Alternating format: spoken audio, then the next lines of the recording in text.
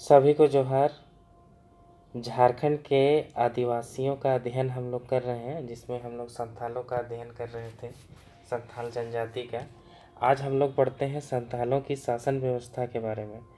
संथालों की जो शासन व्यवस्था होती है उसको मांझी परगना शासन व्यवस्था कहा जाता है, जिसके 3 स्तर होते हैं। 3 स्तर में पहला होता है ग्राम परिसर या परिसर जिसको कहा जाता है, जिसमें मोड़े होड़ मतलब 5 लोगों का समूह होता है। फिर है परगना। परगना में अनेक गांवों को मिलाकर 10-15 गांवों को मिलाकर ये एक परगना बनाया जाता है। और तीसरा है शिकार परिषद, जिसे लोबिर सेंद्रा कहा जाता है। लोबिर सेंद्रा जो है ये सर्वोच्च न्यायिक संस्था होती है।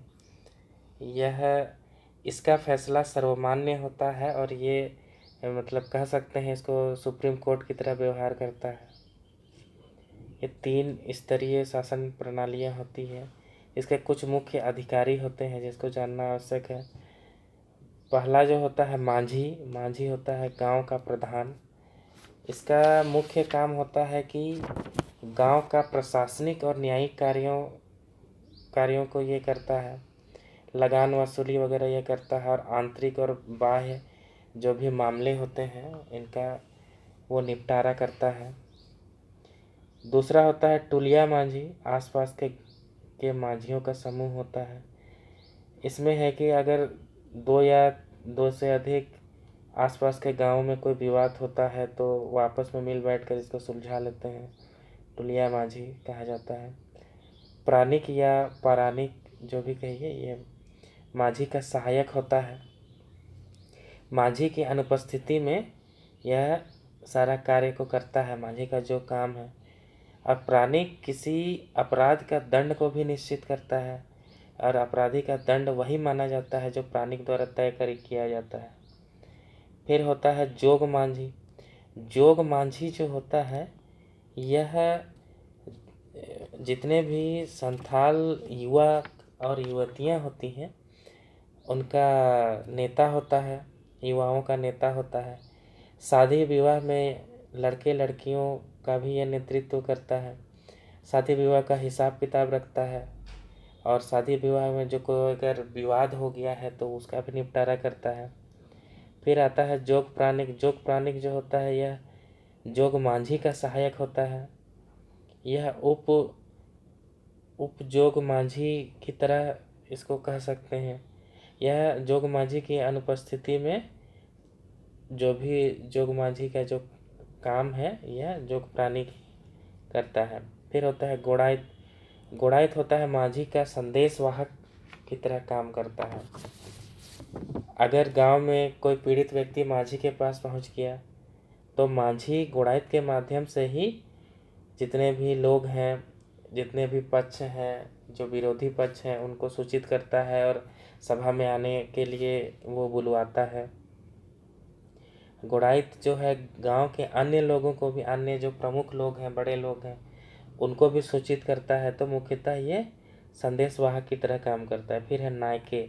नायके जो होता है यह धार्मिक पुरोहित होता है। यह इसको हेड पुजारी भी कह सकते हैं। यह हेड व्यक्ति होता है, धार्मिक प्रधान ये होता है। फिर होता है नेक्स्ट कुड़ाम नायके। कुड़ाम नायके जो होता है यह नायके का सहायक की तरह काम करता है, और गांव के बाहर जितने भी देवी देवता हैं उनकी पूजा पाठ ये करता है, कुड़ाम नायके। फिर होते हैं भागदो प्रजा। भागदो प्रजा जो होती है वह गांव के वृद्ध और जो जितने भी एक्सपीरियंस और वृद्ध व्यक्ति हैं, उनका माननीय व्यक्ति हैं, उनका समूह होता है जो गांव के विवाद में विचार विमर्श के लिए उनको उपस्थित होना आवश्यक होता है। साधारणतः इसे प्रत्येक टोले में से 1 या 2 चुना जाता है। फिर आता है लासेर टेंगोय। लासेर टेंगोई जो होता है यह गांव का प्रमुख सुरक्षा पदाधिकारी होता है। गांव के सुरक्षा संगठन का यह प्रमुख होता है, और गांव के बाहरी सुरक्षा में यह उसकी देखरेख करता है और उसको बाहरी सुरक्षा का दायित्व इसी के ऊपर रहता है। फिर होता है चौकीदार। चौकीदार का मुख्य काम क्या है कि यह बदमाश व्यक्तियों को पकड़कर सभा में उपस्थित करता है या माझी के सामने प्रस्तुत करता है। फिर होता है सुसारिया। सुसारिया का काम होता है कि सभा जब आयोजित हुई है उसमें जितने भी छोटे छोटी आवश्यकताएं हैं उनको पूर्ति करने का काम सुसारिया करता है। मतलब कि सभा को सुचारू रूप से चलाने के लिए जो जो व्यवस्थाएं होनी चाहिए उनको देखता है सुसारिया। फिर आता है मोड़े माझी। मोड़े माझी जो है यह 5 गांवों को मिलाकर, मतलब कि यह माझी से ऊपर हो गया। मोड़े मतलब 5 माझियों का समूह होता है जिसे देश माझी भी कहा जाता है। यह जितने भी माझी हैं उनसे ऊपर, मान लो कोई विवाद को माझी नहीं सुलझा पाया तो यह मुड़े माझी या देश माझी के सभा में ये जाता है। फिर आता है परगनैत। परगनैत जो होता है यह 15 से 20 गांवों को मिलाकर जो परगना बनता है उसका प्रमुख होता है यह परगनैत। परगनैत से फिर ऊपर आता है दिसुम परगना। दिसुम परगना ये जो होता है यह कई परगनैत को मिलाकर ये बनाया जाता है दिसुम परगना। तो इसमें ये सब है। इसमें आप देखते हैं कि शासन व्यवस्था चलती कैसे है। मान लो कोई पीड़ित व्यक्ति है, वह गया जो कि माझी है, माझी के पास वो गया, माझी के पास अपनी पीड़ा को वो बताया। माझी घोड़ायत के माध्यम से सभी पक्ष को बुलाया।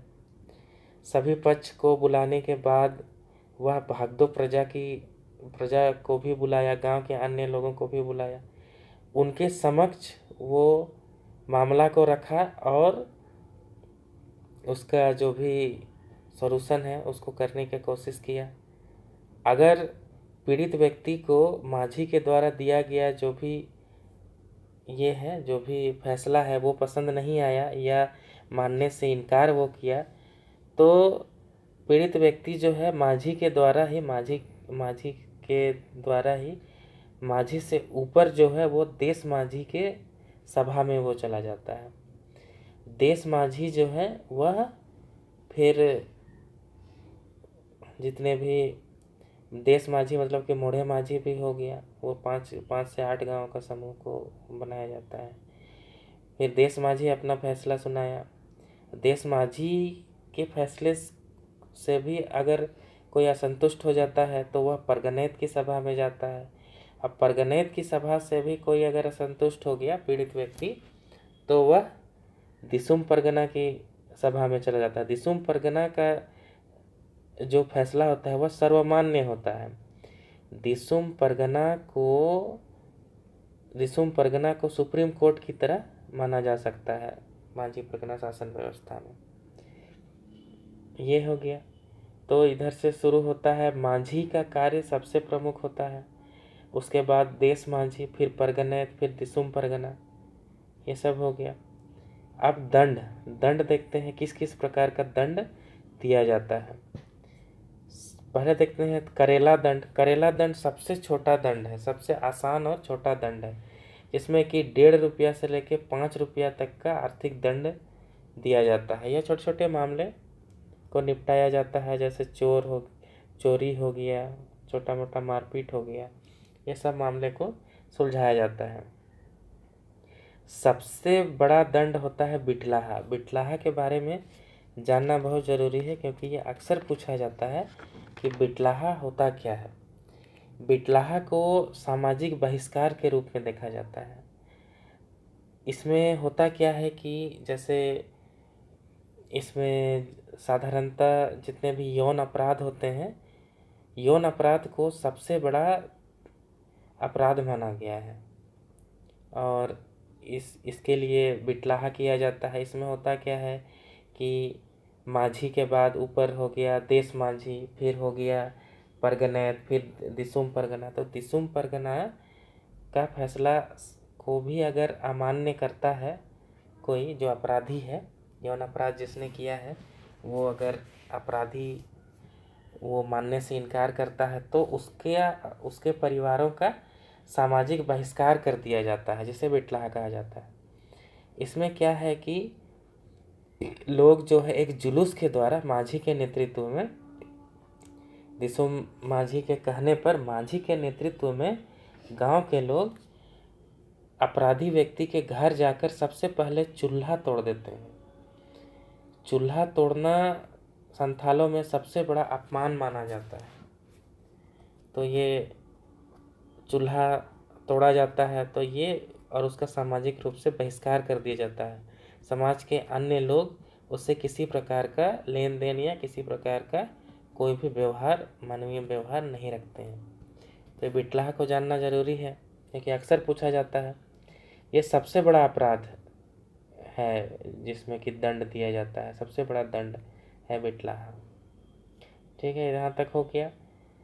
और ये भी जानना जरूरी है कि माझी परगना शासन व्यवस्था को सबसे पहले कानूनी दर्जा दिया गया था, जिसमें कि यूल रूल्स जो आया था 29 दिसंबर को, 29 दिसंबर 1856, 29 दिसंबर 1856 को जो यूल रूल आया था उसमें माझी परगना शासन व्यवस्था को कानूनी मान्यता दी गई थी।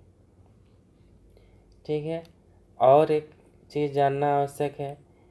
मान लिया जाए कोई परिवार या कोई ये किसी व्यक्ति को दंड दिया जाता है, और फिर उसको दंड के बाद यदि वो दंड वो उसके परिवार को अपवित्र माना जाता है, तो अपवित्र व्यक्ति जो है या परिवार है वह सामूहिक रूप से खस्सी और चावल का, खस्सी भात का एक सामूहिक भोज का आयोजन करता है, जिसके बाद पुनः उसको समाज में वापस शामिल कर लिया जाता है और पूजा पाठ किया जाता है, और पवित्र करने के लिए उसको पुनः शामिल कर लिया जाता है, जिसे अतु सफा कहा जाता है। इस विधि को अतु सफा कहा जाता है। जैसे कोई एग्जाम्पल अगर ले लें, मान लिया जाए कोई कुंवारी लड़की गर्भवती हो गई है तो उसके परिवार को अपवित्र माना जाता है।